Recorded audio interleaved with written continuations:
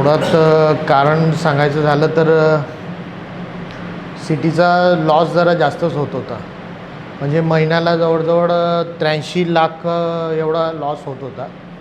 त्याच्यामुळे तो लॉस परवडण्याजोगा नव्हता आणि त्याच्यामुळे वरूनच म्हणजे आम्हाला सूचना आल्या की बुवा हा लॉस रिकवर करण्यासाठी आपण जवळजवळ दिवसाला 713 फेऱ्या चालवत होतो, तर त्या आता 616 फेऱ्या चालवतो आहे. म्हणजे जवळजवळ 97 फेऱ्या आपण कमी केल्या आहेत. आणि नियत म्हणजे शेड्यूल ते आपण जर 37 चालवत होतो, तर ते आता 33 शेड्यूल चालू केले आहेत. तरी ते आता प्रत्यक्ष आता इम्प्रूव्हमेंट केलेली आता महिन्यानंतर कळेलच आपल्याला याविषयी. पर्यायी म्हणजे हळूहळू आपण त्याला आता ग्रामीण शेड्यूल चालू करू तिथं, असं तसं आता वरून सूचना येतील तसं आपण इम्प्लिमेंट करू. ग्रामीण आणि शहरीमध्ये नेमका फरक काय आहे? ग्रामीण आणि शहरीमध्ये म्हणजे भाड्याचा फरक असतो, त्याच्यामुळे शहरीला अधिक पडतो.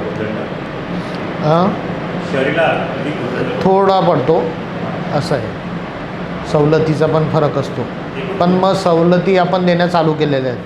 शहरीला पण आता महिला आणि त्या सवलती आपण चालू केलेल्या आहेत. सध्याला आता आधी 37 बसेस जात होत्या, तर त्या आता काय 33 बसेस लागतात. म्हणजे दैनंदिन आपल्याला कमीत कमी 28-29 म्हणजे 33 बसेस तरी लागतात बुवा एक पूर्ण दैनंदिनासाठी. एक बस आपण किती फेऱ्या मारतो? काय दिवसाचं शेड्यूल असतं? एक बस फेऱ्यानं जवळजवळ म्हणजे एक बस म्हणजे टोटल 33 फेऱ्यांच्या आता आपण 33 बसेसच्या आपण 616 फेऱ्या मारतो आहे सिटी ऑपरेशनला. असं ते जरा विचारूनच कळवतो. एकंदरीत 83 लाख रुपये जवळजवळ मोठा असल्या कारणाने हा नाईलाज निर्णय घ्यावा लागतो. हो, जरा शहरी बसचा लॉस जरा जास्तच होत होता त्याच्यामुळे. मुळात आता 12-13 तारखेला 13 तारीख मुख्य दिवस आहे. त्याच्यामुळे रत्नागिरी आपलं सिटी स्टँड आहे ना, तिथे आपण प्रवाशांच्या सोयीसाठी क्यू रेलिंग आणि ते मंडपाची व्यवस्था केली. म्हणजे तिथून प्रवासी बसला की सरळ हतीसला जाईल. 12 तारखेला सकाळपासून आपण प्रवाशांच्या मागणीनुसार म्हणजे प्रवाशांच्या गर्दीनुसार तशा गाड्या प्रोव्हाइड करू. आणि 13 तारखेला परत तिकडनं परतीच्या प्रवासासाठी आपण गाड्या उपलब्ध तिथे पण तसंच स्टँड उपलब्ध केलेलं आहे. त्याच्यामुळे आपण गर्दीनुसार गाड्या. वाहतुकीत नेमका काय बदल केला आहे? पार्किंगची व्यवस्था वगैरे काय? हो, तिथे पण पार्किंगची व्यवस्था केलेली आहे.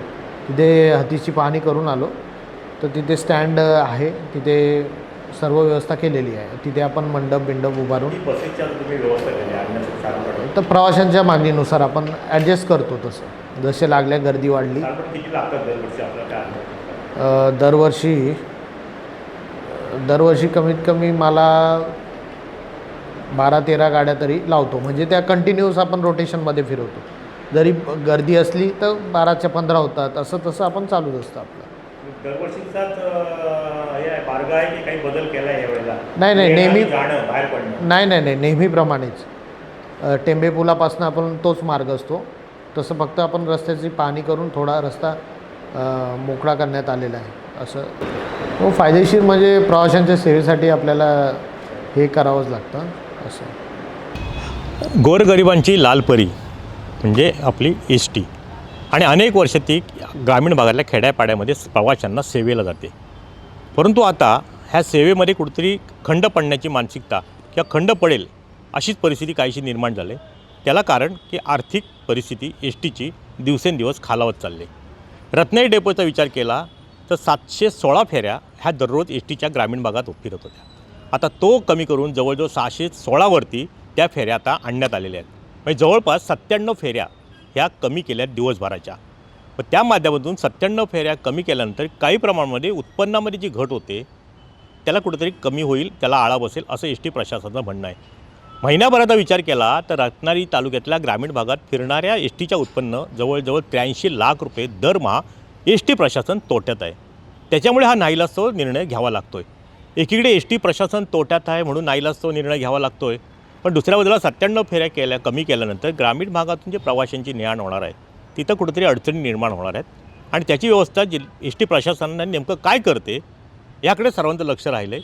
ती जर व्यवस्था प्रशासनाने योग्य प्रकारे केली तर प्रवाशांना सुलभता येईल, नपेक्षा प्रवासी वर्गातसुद्धा नाराजी पसरण्याची शक्यता व्यक्त केली जाते. टाइम्स डिलेकरता किशोर मोरेसह दीपक मोहिते, रत्नागिरी. टाइम्स डिजिटलला लाईक करा, शेअर करा, सबस्क्राईब करा आणि बेल आयकॉन दाबायला विसरू नका.